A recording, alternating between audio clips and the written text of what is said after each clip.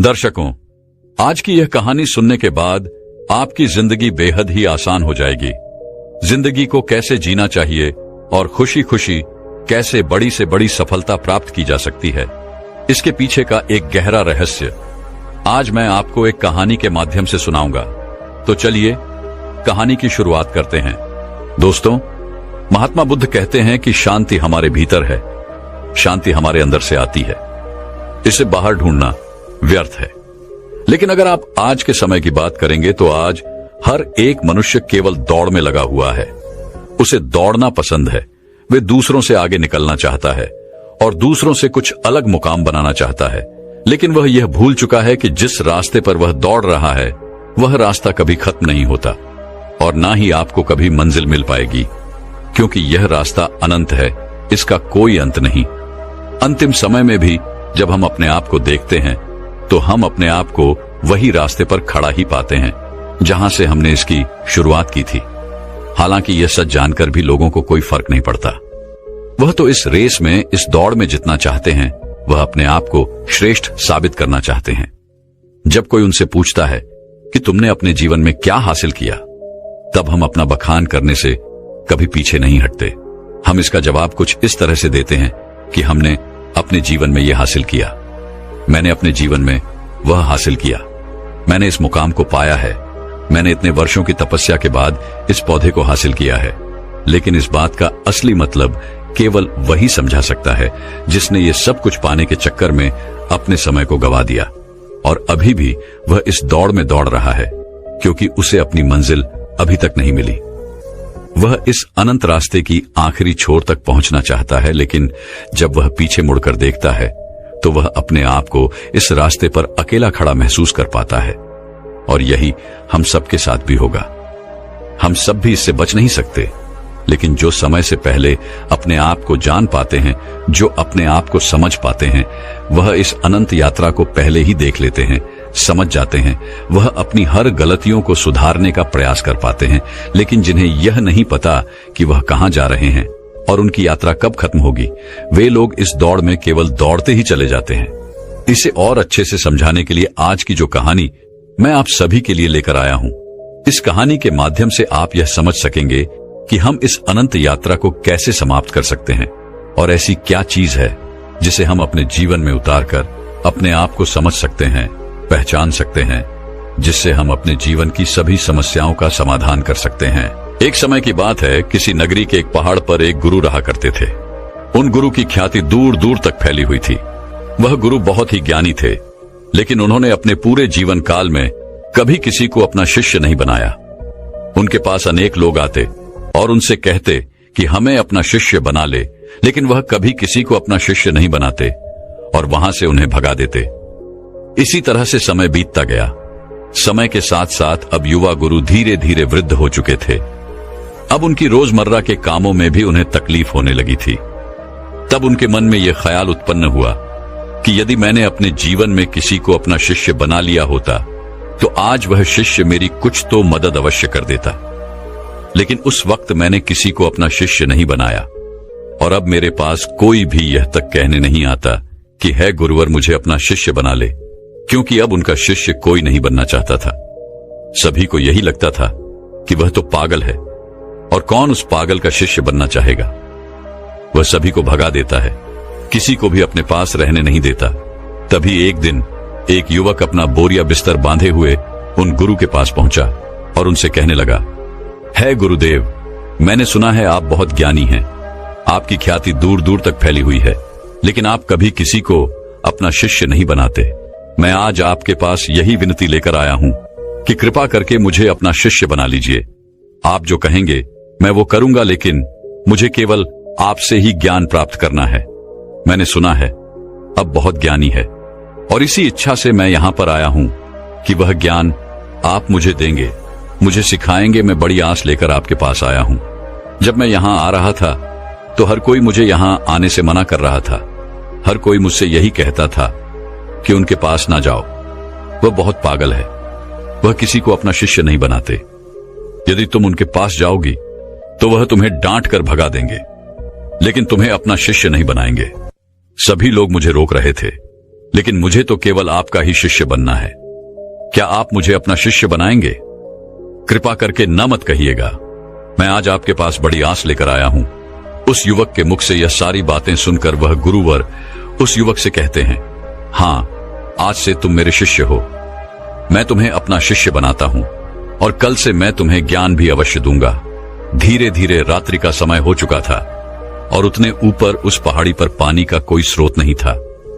पानी लेने बहुत दूर जाना पड़ता था और शिष्य को बहुत जोरों की प्यास लग चुकी थी। वह पानी ढूंढने के लिए यहां वहां घूम रहा था, यहां वहां फिर रहा था, लेकिन उसे कहीं भी पानी नहीं मिला।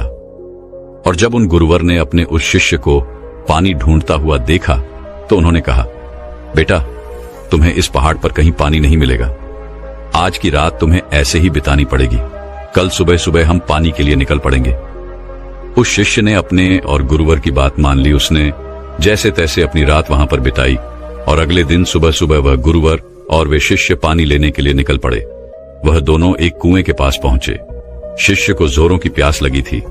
उसने कुएं से झट से पानी निकाला और फटाफट पी गया, क्योंकि उसका गला सूखा हुआ था और उसे प्यास भी बहुत जोरों की लगी थी।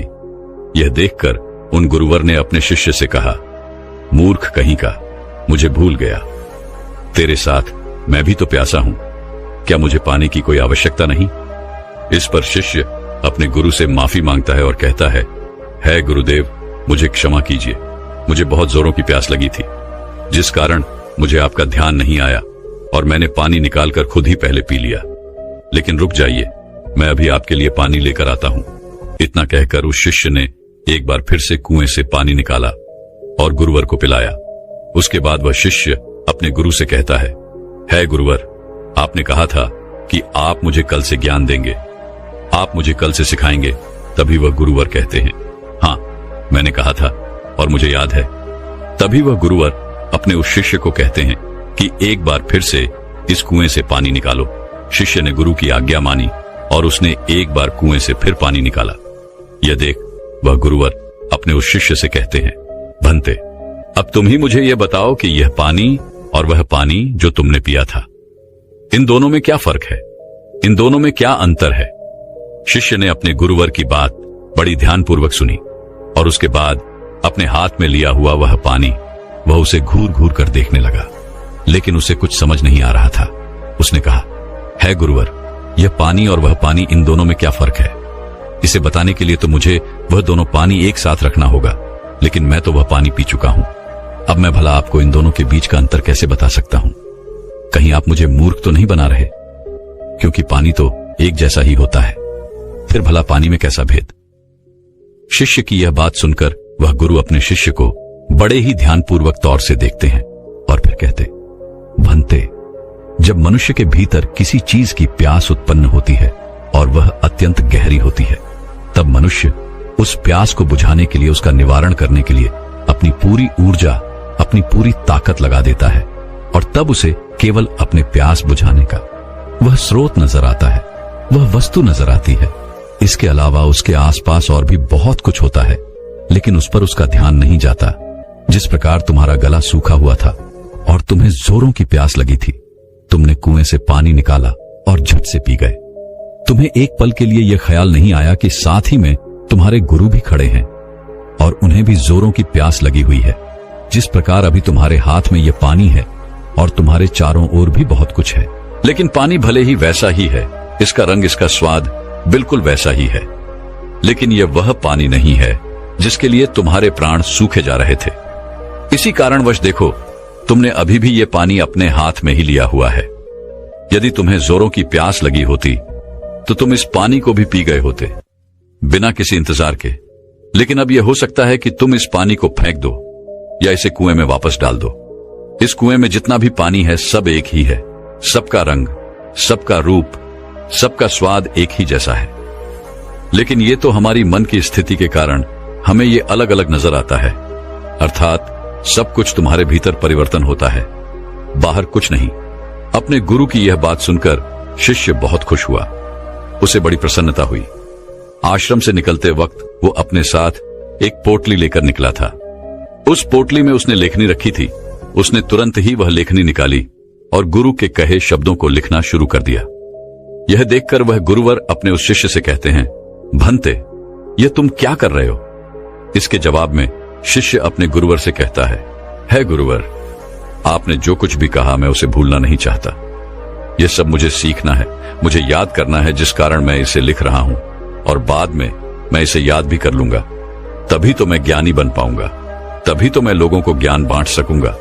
अन्यथा यदि मैं ही आपकी बातों को भूल गया, अपने जीवन में उसे नहीं उतार पाया, तो फिर मेरा यहां पर आना व्यर्थ हो जाएगा।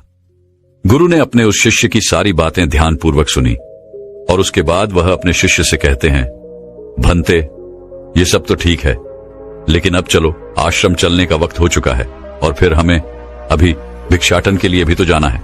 इतना कहकर वह गुरु और शिष्य वापस आश्रम की ओर लौट गए और रास्ते में ही उन्होंने भिक्षा भी मांग ली। दोनों जब आश्रम पहुंचे, उस भिक्षा का लुत्फ उठाया। रात में उसे खाकर वह लोग सो गए। अगले दिन सुबह सुबह उन गुरुवर ने अपने शिष्य को जगाया और कहा, चलो हमें कुएं के पास फिर जाना है। इतना कहकर शिष्य और वह गुरुवर उस कुएं की ओर निकल पड़ते हैं। कुछ देर बाद जब वह कुएं के पास पहुंचते हैं तो गुरुवर अपने शिष्य से कहते हैं कि पानी निकालो। वह शिष्य अपने गुरुवर की आज्ञा का पालन करते हुए उस कुएं से थोड़ा पानी निकालता है। तभी वह गुरुवर अपने उस शिष्य से कहते हैं, भंते, कल जो तुमने पानी पिया था और आज जो तुमने पानी निकाला है, इन दोनों में क्या फर्क है? क्या तुम मुझे बता सकते हो? इस पर शिष्य तुरंत ही अपनी उस पोटली को निकालता है जिसमें उसने वो सारी बातें लिखी होती हैं। जब गुरु ने उसे वो सारी बातें बताई थी कि जब मनुष्य को किसी चीज की प्यास उत्पन्न होती है तो वो उसे मिटाने की हर मुमकिन कोशिश करता है और उसके आसपास बहुत कुछ होता है, लेकिन वह उसे देख नहीं पाता। वह यह पढ़ ही रहा था कि तभी उन गुरु ने अपने उस शिष्य से कहा, मूर्ख, क्या कर रहे हो? वह शिष्य कहता है गुरुवर, जैसा कि आपने मुझे बताया था, मैं उसी ज्ञान को दोहरा रहा था और आपको आपके सवाल का जवाब देने का प्रयास कर रहा था। तभी वह गुरुवर अपने उस शिष्य से कहते हैं, मूर्ख, इस पानी को सूंघो, इस पानी में से दुर्गंध आ रही है। शिष्य ने अपने गुरु की आज्ञा मानी। उसने तुरंत ही उस पानी को सूंघा। उसमें से सचमुच बदबू आ रही थी, मानो वह पानी सड़ चुका हो। तभी वह गुरु कुएं की ओर आगे बढ़ते हैं और कुएं में झांक कर देखते हैं तो उसके अंदर एक जीव मरा पड़ा था।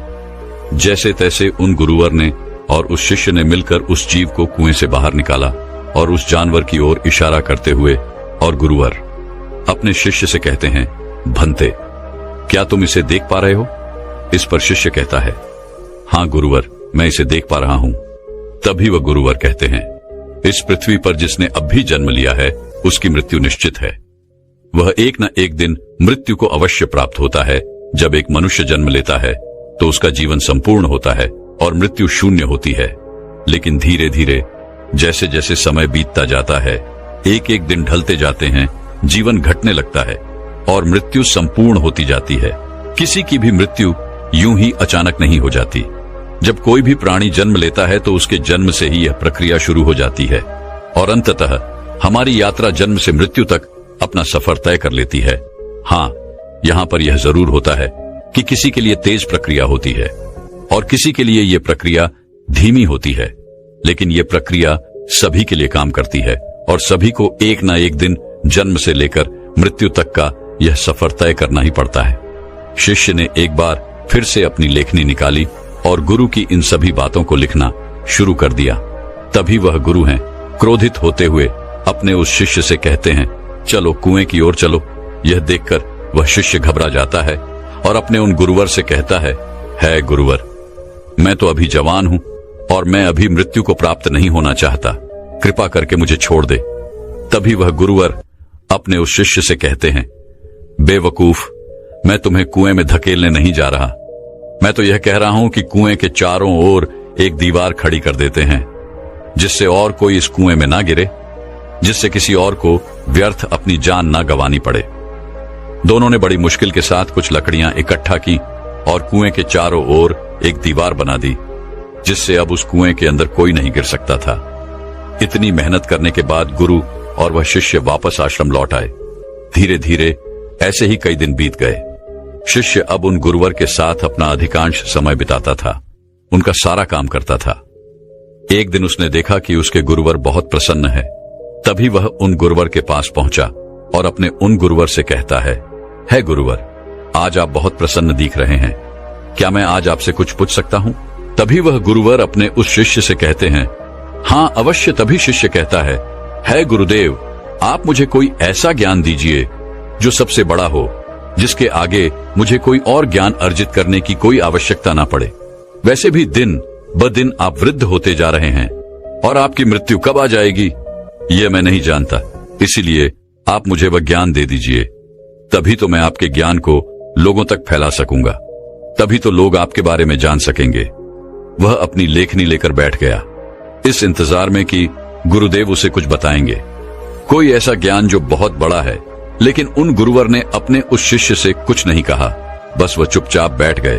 वह काफी देर तक यूं ही मौन रहे और उसके बाद वहां से उठकर चले गए।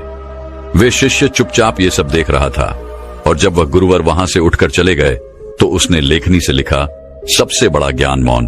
अगले दिन फिर उसने उन गुरुवर से यही सवाल किया और अब की बार भी गुरुवर ने उसे कोई जवाब नहीं दिया। वह काफी देर तक मौन रहे और फिर वहां से उठकर चले गए। ऐसा करते करते कई दिन बीत गए, दिन से सप्ताह से महीने और लगभग 1 वर्षों के बाद भी उसे केवल एक ही जवाब मिला था, सबसे बड़ा ज्ञान मौन। इसके अलावा उसने लेखनी से और कुछ नहीं लिखा था, क्योंकि वह गुरुवर जब भी इस सवाल को सुनते तो वह मौन हो जाते और अपने उस शिष्य से कुछ न कहते, जिस कारण वह शिष्य भी हर रोज अपनी लेखनी से केवल एक ही बात लिखता था, सबसे बड़ा ज्ञान मौन। लेकिन अब उसके सब्र का बांध टूटा जा रहा था। एक दिन रात को उसे नींद नहीं आ रही थी। वह यहां वहां करवटें बदल रहा था।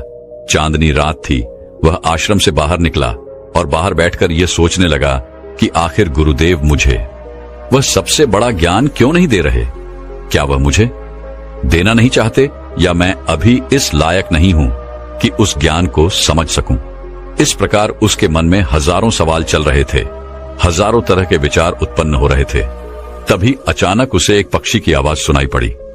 उसका पूरा ध्यान उस पक्षी की आवाज पर चला गया और तब उसने महसूस किया कि चारों ओर हवाएं चल रही थीं। पत्तों की सरसराहट की आवाज, ठंडी हवाएं चलने की आवाज, चारों तरफ सन्नाटा छाया हुआ था। वह ये सब महसूस कर पा रहा था। उसने उस सन्नाटे की आवाज को ध्यान से महसूस किया, अपनी आंखें बंद की और बड़े ध्यान से उन आवाजों को सुनने लगा। उसका मन बिल्कुल शांत हो गया और अब तक पहली बार उसने अपने मन को इतना शांत महसूस किया था। पहली बार वह आनंदित महसूस कर रहा था। वह यह भूल चुका था कि उसे बड़े ज्ञान के बारे में अभी तक उन गुरुवर ने कुछ नहीं बताया। तभी उसने सोचा कि जो आज अनुभव मैंने प्राप्त किया है, इसे मैं अपने गुरुवर को अवश्य बताऊंगा, जिस कारण वह उस अनुभव को लिखने के लिए अपनी लेखनी निकालता है। तभी वह देखता है कि उसने अपने किताब के सारे पन्नों पर केवल एक ही बात सीखी है, सबसे बड़ा ज्ञान मौन। तभी उसे यह भी एहसास हो गया कि वह गुरुवर तो उसे सबसे बड़ा ज्ञान दे रहे थे, लेकिन वही उसे समझ नहीं पा रहा था। सबसे बड़ा ज्ञान तो यही है, लेकिन जो उसने अनुभव किया था, उस अनुभव को वह फिर से महसूस करना चाहता था, जिस कारण वह पूरी रात नहीं सोया और फिर से जाकर वहीं पर बैठ गया और रात भर उन आवाजों का अनुभव करता रहा, शांति को महसूस करता रहा। सुबह हो गई थी। वह सुबह सुबह उठकर अपने गुरुवर के पास आया। उस शिष्य के गुरु ध्यान में लीन थे। वह चुपचाप वहां पर आया। वहां बैठकर उन्हें शांति से देखता रहा। जब उन गुरुवर ने अपनी आंखें खोली तो अपने उस शिष्य को अपने सामने पाया और वो उसे देखते ही ये समझ चुके थे कि इसे मौन मिल चुका है। इसने शांति का एहसास कर लिया है। गुरु ने अपने शिष्य से कहा, भंते, मौन कोई ज्ञान नहीं है। मौन ज्ञान का आधार है और यह हमें वह दिखाने में सक्षम है जिसे हम अपनी आंखों से नहीं देख पाते। बाहर चाहे कितना भी शोर हो, चाहे कितनी भी भीड़ हो, लेकिन भीतर मौन होना ही चाहिए। अपने गुरुवर के मुख से यह बात सुनकर उसने अपनी लेखनी और अपनी पुस्तक गुरु के चरणों में रख दी और उसके बाद से उसने कभी कुछ नहीं लिखा। उसने केवल वो सारी बातें महसूस की और धीरे धीरे एक दिन उसने असली ज्ञान को प्राप्त कर लिया। दोस्तों, हम भी अपने जीवन में जन्म से लेकर अपने अंतिम समय तक कुछ ना कुछ इकट्ठा करने में लगे रहते हैं। जितना कर सकते हैं उतना तो करते ही हैं, लेकिन उसके बावजूद भी हम और अधिक पाना चाहते हैं। हम और अधिक इकट्ठा करना चाहते हैं, जिससे हमारे मन में हमेशा एक अशांति रहती है, जिससे हमारा मन हमेशा विचलित होता रहता है और हम कभी भी एक लक्ष्य की ओर आगे नहीं बढ़ पाते। लेकिन इसके बावजूद भी हम कभी भी अपने आप को एक पल के लिए शांत नहीं होने देना चाहते।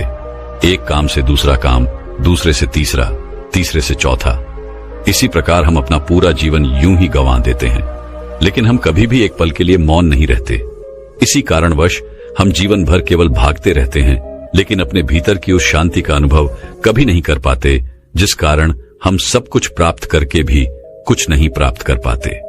हमारा जीवन पूरी तरह से व्यस्त हो जाता है।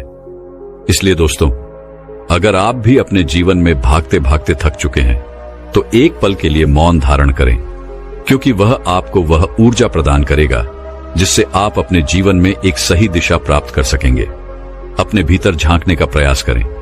हम में से अधिकांश लोग मौन का व्रत तो अवश्य रखते होंगे, लेकिन केवल यह ऊपरी तौर पर होता है और भीतर की ओर हमारा मन बिल्कुल अशांत रहता है।